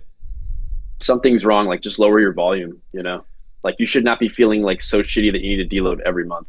I don't think you need. And if you're doing it planned deloads. arbitrarily, you could just, yeah, you don't need to plan it. Just Yeah. deload when you need it. Like right now It's I've crazy, needed like- one. So the past week has sucked, but then I know like, okay, I got to lower my volume, you know, going forward when I start it up again. And then I probably won't need a deload until like winter. And that'll only be Yeah. if my body needs it, you know, and Yeah. a deload is just going to be me having some shitty sessions where I'm like not really enjoying it because I can't push myself. And then that lasts like a couple days to a week, and then it's fucking gone. And then I'm like on top of it again, you know. What did you want to This say, happens. Calvin? I was gonna say it's crazy. Like Mike Israetel, like was like convincing people, like millions. It's like take a planned deload every 6 weeks, What did, and I was like, maybe I should consider it. Like maybe like I never like Dude, did it, but I'm like maybe like this actually works. I'm like, I read his entire does he even do this? hypertrophy book thing. really, Aidan? Wow. Okay. I forget what it was called, but it was when I was working at the Y, and I had like some times where I was like front desk, and because now when I'm at work, I'm like always training people, but this was at my previous job, which was the Y, front desk. I would scan people in, chat with them, and then like people wouldn't come in for a bit. I would just sit there and read that book, and I read the whole book I think over the course of like 2 weeks or something. But there was like a lot of good stuff in there, but like, man, he overcomplicates the fuck out of it, man. Like everything is so complicated, and like there's a lot of like right and wrong, and I just don't think it's like that. Like I don't think, like even when you see Jeff Nippard's videos, he goes, "Oh, new research says this, but we don't really know." It's like, yeah, we don't really know. And with how unique humans are, you can't say that every human on the world would benefit from a every 6 week deload. Like there's probably some people that don't need a deload, for fucking 30 weeks. And then there's probably some people that they go hard for a week and then they feel like shit for a week, and it just goes back and forth and back and forth. But like, Dude, like everybody's not the same. Just like you just cracking up now. Like I don't know if you guys like know, like there's a sound clip of he's like, we don't actually know what happens at the stretch when he like advocates stretch. But, like every time, we don't actually know. Every time I see it in the comments or edits, like we don't actually know what happens. It always just like cracks me up. What do you guys in general think of Mike Israetel? Let's get into that topic. Okay. His videos are entertaining, so I'll watch them sometimes, but I don't like watch his videos and go, oh yeah, I'm gonna do everything he said in this video. Because some people do. But I still watch him. I still watch him. I still watch Jeff Nippard. You know, I mean, I don't watch them all the time, but you know, occasionally I've been especially watching Jeff Nippard lately because his video production quality has just gotten crazy. And then also the drama from the whole situation is interesting. But dude, I'm like, his response to the drama, I'm like, how's the quality so high for like a response? Dude, like it's basically it was literally video, just right? Yeah. It was just like, I'm like, this guy's like responding to drama. It's him going like that. Ass, like, production video. He's the fucking Vsauce of lifting. He has a great team. I actually commented that on the video. He has a great team behind him, and what I do want to say, because I let's say I've had my disagreements with Jeff regarding his content. I recently saw that he was like on a podcast with he's called Jim Rat in Gaza, and huge shout out to Jeff for doing that, because that to me is just awesome that you take the time out of your day, because he's a busy guy, to talk to someone there, right? That's awesome. But let's Dude, that account's so sick, man. He is like awesome. The fact that dude's like he's doing like two things, right? He's trying to show like that like Gaza and him are like persevering through like this, and like giving a glimpse of like people in like a more normie sense, right? To like what's going on. I think that's awesome. Yeah, absolutely. And let's get the topic back to like Mike Israetel and maybe all of these guys, right? Mike Israetel, Jeff Nippard, science-based lifting. No, my opinion on like Mike Israetel, bro. I used to watch him, bro. Like every video. Yeah. I was like, this guy has a PowerPoint. It's so like easy to read. I'm like this, and like he has a PhD or whatever. I'm like, this guy knows what he's talking about. And I was like defending like the stretch, all that stuff on Discord. I'm like, yeah, lengthen movements like rock, man. And then just like, then you start like seeing like cracks start to form, and then like I feel like the last year, it's all like crumbling apart. I'm like. And when he got that surgery, I was like, "Oh wow!" Oh my god, man! Did you see that, Aidan, or not? The stomach thing? Yeah, the surgery. Yeah, where he has like a hole, like. So he did that. I didn't see like the extent of it, but yeah. So the reason he did that, it was like, I mean, bad. Aidan, you watch. Wait, Aidan, I have a good analogy because you watch Bleach, right? It was literally like he was like a hollow. He had just a hole in his stomach. No. It was like, and he posted that.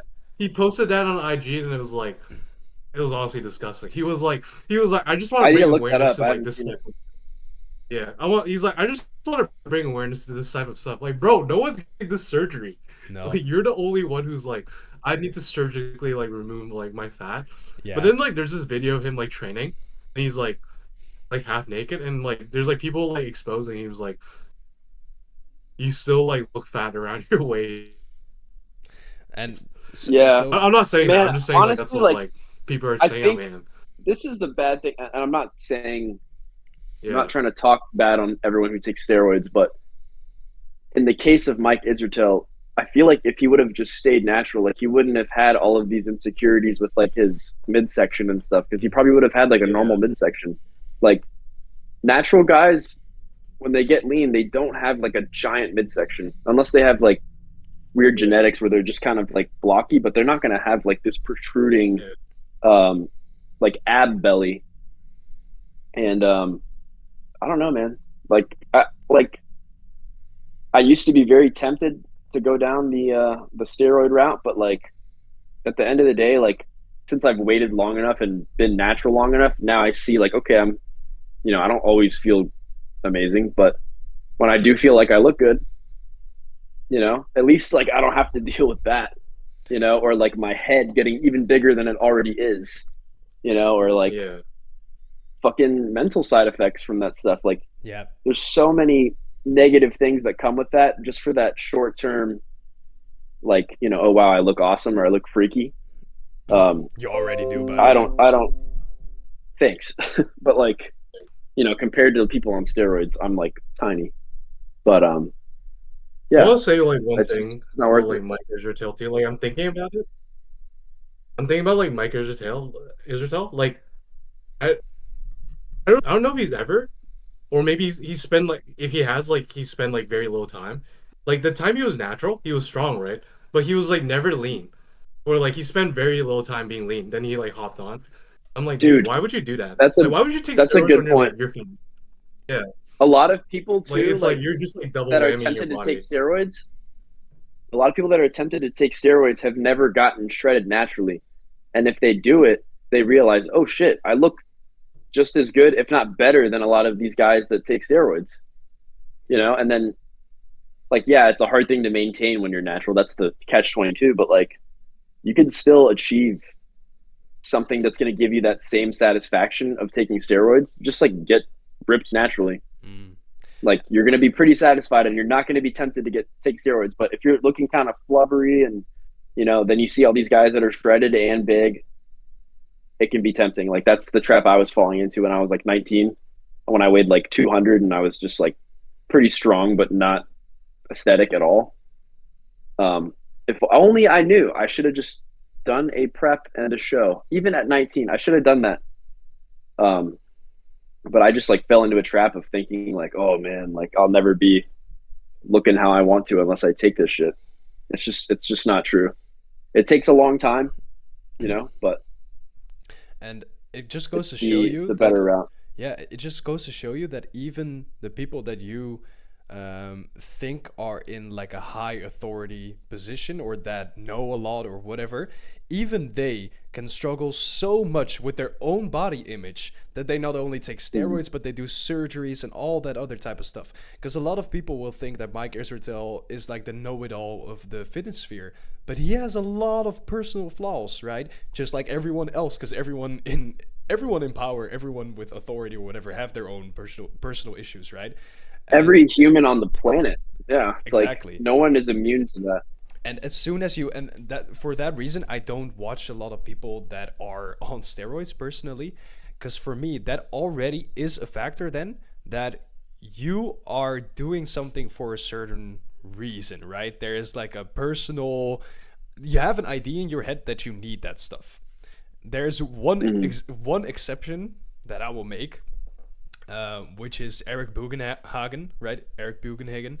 I believe he's on stuff since he joined the WWE, but to me, that's just a decision of, okay, he wanted to really join the WWE, so he made that decision to hop on and really never actually talked about it or whatever. So to me, that's Yeah. maybe a kind of exception, and I either way don't Well, really if watch Eric for I'll informational say purposes, this, right?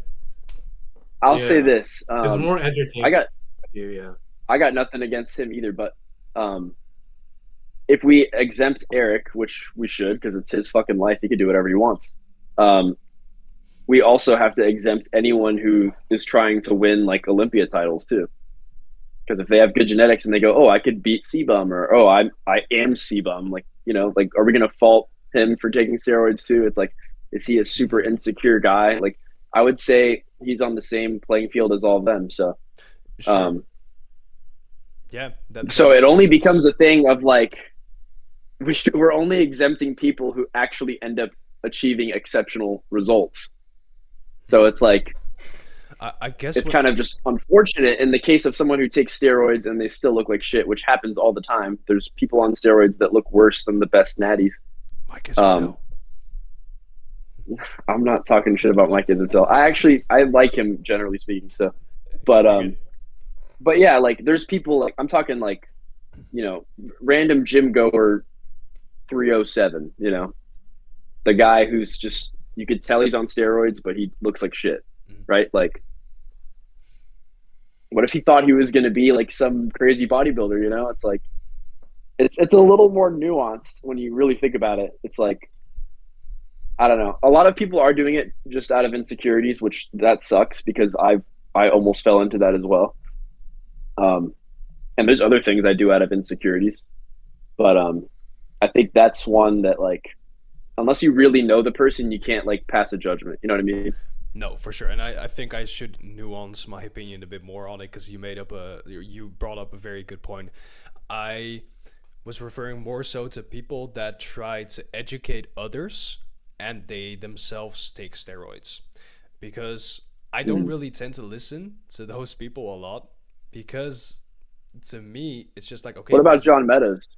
Ooh, very good one. Just as like a devil's advocate, you know, Yeah. like So John Meadows had a lot of good advice. I watched one of his videos about prepping, and I wish I had listened to it because there was a lot of good stuff in there. But I kind of like had my brain turned off. Yeah.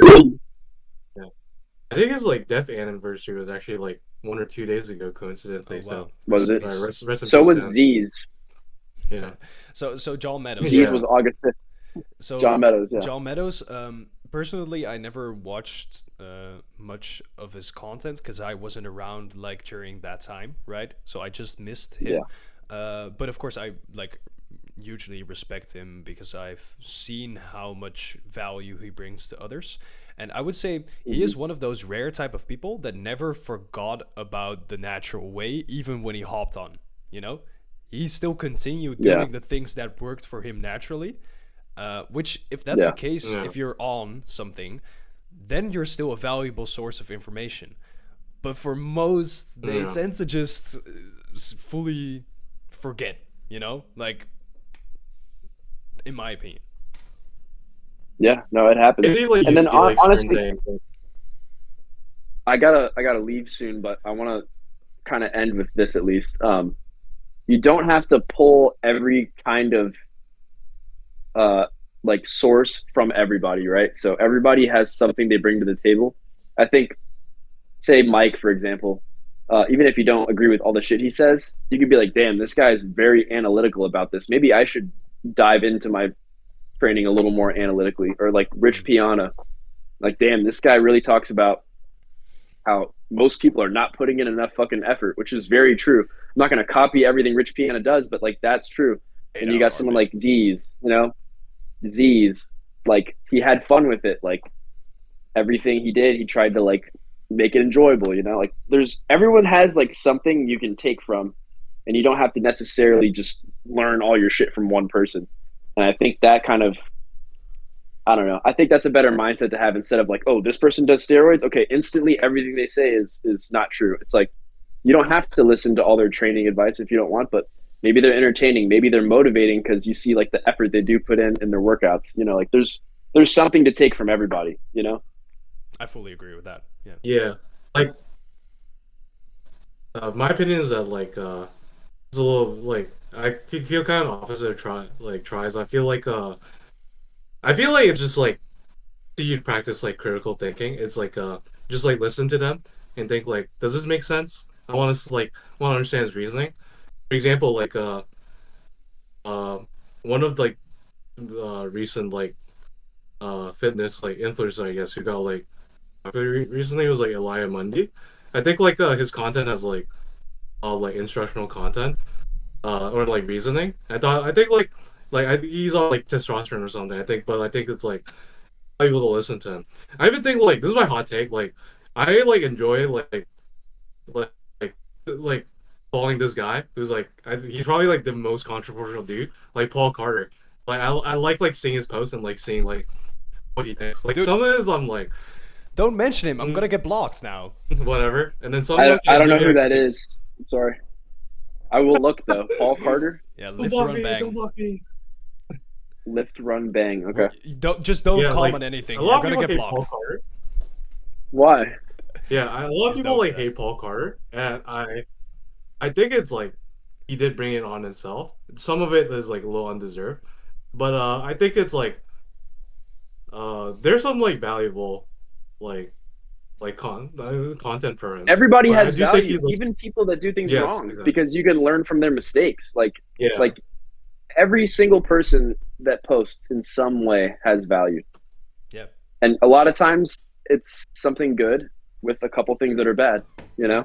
That's just fucking human nature. For sure. I do got to run though, guys. What time is it here? That's actually a great timing. My girlfriend just walked in. She was just like, Oh shit. Okay. recording? No, perfect. Okay. She's like, "What are you doing?" Great time talking. What the hell are you doing? Okay, so guys, before Dude, that was fun. That was good. Absolutely. Before we Yeah. head off, do you guys wanna plug your stuff? Where can the viewer find you guys? I thought you were gonna say let's do a flex or something. But that too. Okay, let's go. Flex the arms while hell yeah. Awesome. Aidan. Awesome. Okay, so Aidan, where can people find you? So I got a YouTube. It's just Aidan Insua, just my name. I got an Instagram, insualifts. So my last name, then lifts. I'm a trainer, and I'm starting to do online coaching as well. If anyone wants like guidance and stuff, just shoot me a DM. And yeah, that's pretty much it. Hell yeah. Calvin? Yeah, I'm just a regular guy. Just a live dude. as a normal gym. My gym is very normal, right? There's a but bunch of famous people there apparently. Yeah, follow me on. Oh, No, the, it's the just viewer a doesn't know, it's a of decent course. gym. The viewer doesn't know. They Yeah, don't but know. my Instagram handle, I have a lifting account. Just like post like whatever, like there's stuff on my just like random pictures of my life too. But it's a sendwagon, as in like send. I'm gonna link it down below. Yeah, Send a letter. sendwagon. And you might end up in the Jeff Nippert video as well, right, Calvin? No, yo, don't. Who Don't knows? jinx it, man. Don't jinx it. Yeah. Who knows? All right, guys. I need to get a picture of him first, man. Like, Maybe after this podcast you won't. but I had a great time talking to you guys. It was awesome. All right, guys. Thank you for Yeah, your good time. stuff. I'm gonna talk to y'all later. All right, man. Have a good day. See ya.